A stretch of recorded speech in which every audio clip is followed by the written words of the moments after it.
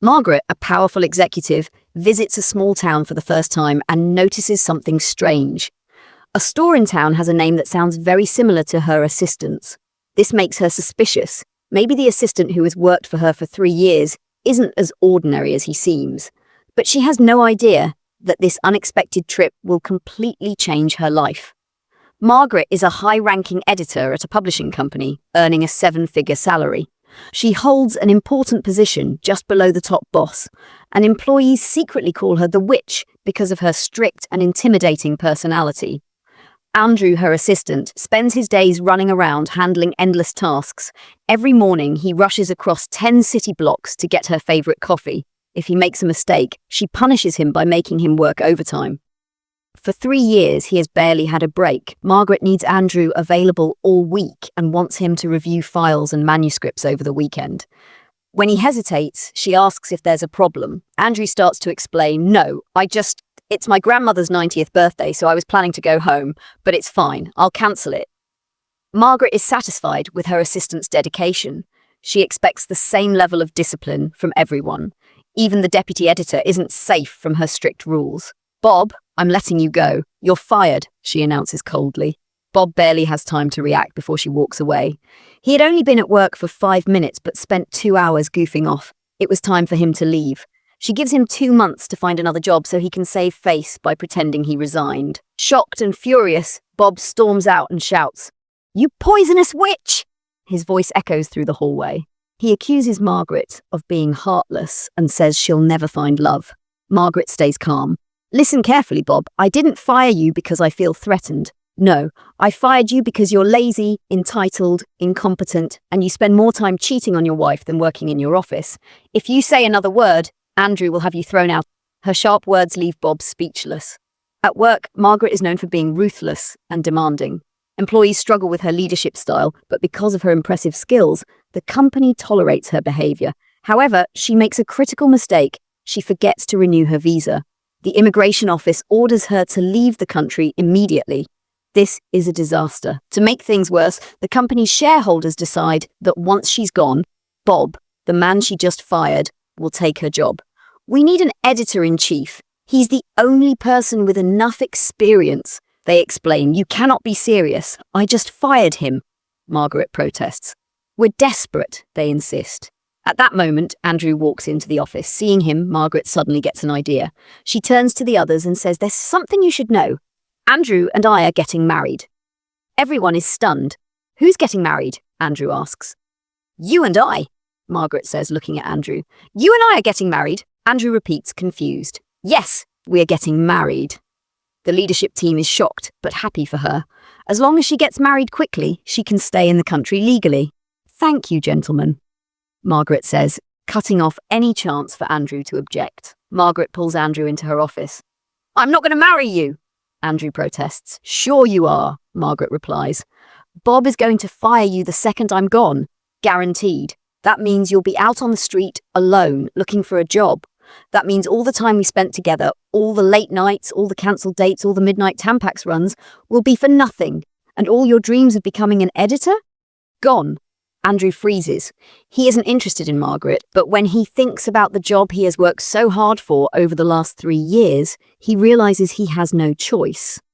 He agrees to the deal, knowing that once the legal time period ends, they can end the marriage immediately. They go to the immigration office to register their marriage, but the officer quickly notices that they don't act like a real couple. He warns them that if their marriage is only for a green card, they are committing a serious crime. They could face 5 years in prison and a fine of up to $250,000. Andrew looks nervous, but Margaret stays calm and handles the situation. She mentions that they are flying to Andrew's hometown over the weekend to celebrate his grandmother's 90th birthday. This, she says, will be the perfect time to share their marriage news with his family. After a brief moment of tension, Andrew finds his confidence and makes up a romantic story. He says that after spending long nights working together, he slowly fell in love with Margaret. Their answers are barely convincing, but the officer remains suspicious. He warns them that in 1 week, they will be interviewed separately about the details of their relationship. If their answers don't match, they could go to prison. As they leave the immigration office, Andrew feels frustrated. He realizes he is taking a huge risk and deserves something in return. He demands new terms. Margaret must not only help publish his book, but also give him a promotion. Margaret refuses. No. Then I walk, Andrew threatens. Margaret has no choice but to give in. She promises that as soon as she gets her green card, she will promote him. Still, Andrew doesn't fully trust her. He wants her to prove she means it. Ask me nicely, he says. Margaret looks at him. Ask you nicely what? Ask me nicely to marry you. For the first time, the powerful editor has to lower her pride. Sweet Andrew, she says. I'm listening. She takes a deep breath and with an exaggerated smile says, would you please, with cherries on top, marry me? Andrew smirks, finally feeling like he has the upper hand. Margaret and Andrew fly to his hometown together. On the plane, Margaret doesn't hold back from making fun of Andrew's background. She insists that after the wedding, they will live at her place. Why wouldn't we stay at mine? Andrew asks. Margaret scoffs. Because I live on Central Park West, and you probably live in some tiny rundown studio apartment stacked with yellowed penguin classics. Andrew stays calm. After 3 years of working together, he is used to her personality, but Margaret feels uneasy. She doesn't know how to deal with Andrew's poor relatives. When the plane lands, Andrew's grandmother is already waiting at the gate. The moment they arrive, his mother greets Margaret warmly. The family drives through winding mountain roads and finally reaches a small town. Then something strange catches Margaret's eye. All the stores in town have signs that start with Andrew's last name. Margaret turns to him. You didn't tell me about all the family businesses. Andrew shrugs. Just be modest here. But this is only the beginning. As they settle in, Andrew starts acting differently. Now that he's back home, he no longer speaks to Margaret in his usual careful, submissive tone. Instead, he enjoys watching her struggle to adjust. However, when he sees Margaret coming downstairs looking genuinely nervous, he still reached out to help. Soon, they board a yacht. Margaret, however, is filled with doubt. Is this really just a simple visit to Andrew's family? As her eyes scan the scenery, a massive estate built into the cliffs comes into view. At that moment, her suspicions are confirmed. Andrew isn't just anyone. Compared to this wealthy heir, she is nothing more than an ordinary employee. To welcome their son home after 3 years, Andrew's family has prepared a grand celebration. Margaret finally meets Andrew's father. His father is a serious man who strongly disapproves of Andrew's choice to work an ordinary job. His words are full of sarcasm about Andrew's career, but Andrew is already used to it. At the party, Andrew announces his engagement to Margaret. The guests cheer, laughing and celebrating. Before long, they start teasing the couple, demanding a kiss. To avoid suspicion, Andrew and Margaret go along with it. What Andrew doesn't realise is that this is actually Margaret's first kiss. The moment feels different from what either of them expected. As the night goes on, Andrew's mother thoughtfully prepares a quiet room for the two of them to share. Margaret, sitting stiffly in front of Andrew's family, doesn't refuse. Once everyone leaves, Andrew sets up a separate sleeping space on the floor. Sharing a room with his boss for the first time, Andrew feels uneasy. Margaret also can't relax. She tosses and turns, unable to sleep. The next morning, Margaret is woken up by her phone ringing. Not wanting to wake Andrew, she quietly steps outside to take the call. In her rush, she forgets to close the door. That's when the family's expensive little dog sneaks out. The dog starts barking loudly at her. Suddenly, an eagle swoops down from the sky and snatches the small dog. Margaret panics. Still holding her phone, she runs after them, shouting. With no other choice, she throws her phone at the eagle, forcing it to drop the dog. The dog is safe, but the eagle flies away with her phone instead. Take the dog! I need that phone! Margaret yells. Andrew's family watches the whole thing from a distance, misunderstanding the situation. To them, it looks like Margaret is happily playing with the dog. This makes them believe she is an animal lover.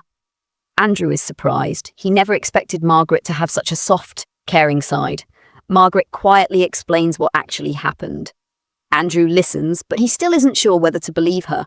Oh, I'm serious, she insists. He's got my phone, and Frank is calling me on that phone. Seeing Margaret's frustration, Andrew suggests taking her into town to buy a new phone. While the family watches, Andrew and Margaret play along, pretending to be a loving couple once again. Touch me one more time, and you'll regret it, Margaret whispers with a smile. Later, Andrew's father pulls him aside for a serious conversation. He apologizes for what he said the day before, and since Andrew is about to get married, says he wants to offer his blessings. However, he also makes his expectations clear. He wants Andrew to stay home and take over the family business. "We're discussing it," and Andrew responds, avoiding the topic. His father insists, "I'd like to discuss it again. You have responsibilities here. I think I've been more than understanding about your wasting time in New York. I need you to quit playing around and—" Andrew interrupts, frustrated. "When are you going to start taking what I do seriously?" His father fires back. "When you start acting seriously." "Sorry," Andrew mutters, ending the conversation. Their differences remain unresolved. Shortly after, when Andrew returns home with Margaret and the rest of the family, his anger is still visible. His mother, who knows her son well, immediately realizes something happened between him and his father. She pulls her husband aside. "What did you do?" she asks. "I didn't do anything," he replies defensively. Sensing the conversation is about to turn into a private family matter, Margaret takes the hint and politely steps away. Andrew's mother was upset and blamed his father, saying she only got to see her son once every 3 years because of him. Frustrated, she demanded that he fix the situation immediately. Though Andrew's father wanted to argue back, he held his tongue. Meanwhile, Margaret returned to her room to take a shower, unaware that Andrew had his headphones on and couldn't hear anything. When he suddenly turned and saw her, he was startled. "Oh my God, why are you?" Andrew stammered. "What?" Margaret asked. "Why are you wet?" he blurted out. Living under the same roof led to awkward moments like this, and they couldn't avoid them. Even after nightfall, the tension between them lingered. However, their dynamic had started to shift. The walls between them were slowly breaking down, replaced by a sense of familiarity. Margaret let her guard down, revealing a softer, more genuine side of herself. As they talked, she admitted that she secretly enjoyed light-hearted reality shows, was obsessed with dramatic romance novels, and even brought up their first kiss. Margaret also confided in Andrew about the time a senior editor had called her a wicked old witch. Though she had pretended it didn't bother her, the words had cut deep. She revealed that whenever she felt overwhelmed, she would lock herself in the bathroom and cry. Andrew looked at her with newfound understanding. "You're very, very beautiful," he said. For the first time, Margaret spoke about her painful past. She lost both of her parents when she was just 16. Ever since then, flowers had been a painful reminder of their funeral. The sight of them always took her back to that heartbreaking moment. Sitting together in the warmth of the bonfire, their conversation took on a deeper meaning. Through their shared experiences and mutual understanding, their connection grew stronger. Without even realizing it, something had changed between them. Love had quietly taken root. The next morning, a loud knock on the door startled them. Fearing they might get caught, Margaret quickly jumped into Andrew's bed to make it seem like they had been sleeping together. Fortunately, no one seemed to notice anything suspicious. But then an unexpected announcement shook them both. Andrew's parents wanted to throw them a wedding the very next day, combining it with Grandma's birthday celebration. Neither of them knew how to react. They tried to come up with excuses to delay it, but before they could say anything, Grandma spoke up. Her voice trembled with emotion as she expressed how much it meant to her to witness her grandson's wedding before she passed away.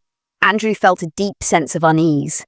He feared that if their fake marriage were exposed, it would break his mother's and grandmother's hearts. Margaret, on the other hand, forced herself to stay calm, reminding herself that this was just a deal. But deep inside, she knew she had already fallen for Andrew. Soon after, Andrew's mother and grandmother took Margaret to the family's bridal boutique. They carefully selected an antique wedding gown for her, a dress that had been in the family for generations. As Andrew's mother admired her future daughter-in-law, tears filled her eyes. Seeing this, Margaret's guilt grew stronger. Grandma then carefully handed Margaret a small, precious heirloom. "This was passed down from my grandfather," she said softly. "It has been in our family for 150 years, and now it belongs to you." Margaret held the heirloom, overwhelmed by emotion. "Grandmothers love passing down their treasures to their grandchildren," Grandma continued. "It makes us feel like a part of your lives, even after we're gone." A lump formed in Margaret's throat. She was deeply touched by the love and warmth she had received from Andrew's family. Her eyes welled up with tears, but along with that warmth came a heavy sense of guilt. Later, unable to ignore her feelings any longer, Margaret found Andrew. Without hesitation, she started the yacht. Spending time with his family had given her a sense of belonging she hadn't felt in years. Yet at the same time, it left her with an unsettling mix of emotions. Margaret felt uneasy. She feared that all of this, the warmth, the love, The acceptance was only temporary, like a dream that would vanish when she woke up. No matter how real it felt, she knew their fake marriage would eventually fall apart. Andrew noticed her change in mood. Concerned, he quickly moved to take control of the boat. Just then, a buoy appeared out of nowhere. He swerved to avoid it, but in the process, Margaret lost her balance and fell into the water. "All right, come on, it's okay, that's okay," he said gently. Soaked and shaken, they hurried back home. Before they could even catch their breath, Margaret's father called them into the barn. The truth was out. The immigration officer had tracked them down and told her father everything about their fake marriage. With Andrew's father watching, the officer demanded honesty. If Andrew confessed now, the officer would be lenient. But Andrew didn't hesitate. He stood by Margaret. "I've been working for Margaret for 3 years. 6 months ago, we started dating. We fell in love. I asked her to marry me. She said yes. I'll see you at the wedding," he said confidently. The wedding proceeded as planned. In front of a room full of guests, Grandma proudly linked arms with Margaret, leading her down the aisle. Flowers and candles surrounded them, making everything feel almost magical. But just as the officiant began to speak, Margaret interrupted. "But I do have something I need to say," she admitted, her voice unsteady. "Can it wait until after?" the officiant asked awkwardly. Margaret shook her head. She turned to face Andrew and his family, speaking honestly for the first time. She admitted to the entire room that their marriage was a lie. She took full responsibility, refusing to let this deception drive a wedge between Andrew and his family. "You have a beautiful family. Don't let this come between you," she said. "This was my fault, I'm sorry." Silence fell over the room. The guests stared in shock. The only person smiling was the immigration officer, pleased that the truth had finally come out. Andrew, however, felt something else, an unexpected emptiness. Over the past few days, he had seen a different side of Margaret. Beneath her tough exterior, she was vulnerable, kind, and even scared. And today, she had proven she was also brave and honest. At that moment, Andrew realized something. He was in love with her. He couldn't let her leave like this. He rushed after her. Before he could reach her, his father blocked his path. Then, out of nowhere, Grandma clutched her chest and collapsed. Everyone panicked, rushing her to a helicopter. As they scrambled to get her to the hospital, she suddenly pulled off her oxygen mask. "I'm feeling much better, Sonny," she said calmly. "No need to take us to the hospital. Take us to the airport, please." But it was too late. Margaret had already boarded a plane to New York. Desperate to fix things, Andrew's father finally took action. He pulled some strings and arranged for a private jet. Meanwhile, Margaret was back at the office, packing up her things. Just as she was about to leave for good, Andrew appeared. "Yeah, well, I don't have time to talk. I need to catch the 5:45 to Toronto. I need the box to rock today, and I want to make sure everything is—" "Margaret, stop talking," Andrew cut in. She froze. "3 days ago, I was okay with the idea of something happening to you," he admitted. Margaret raised an eyebrow.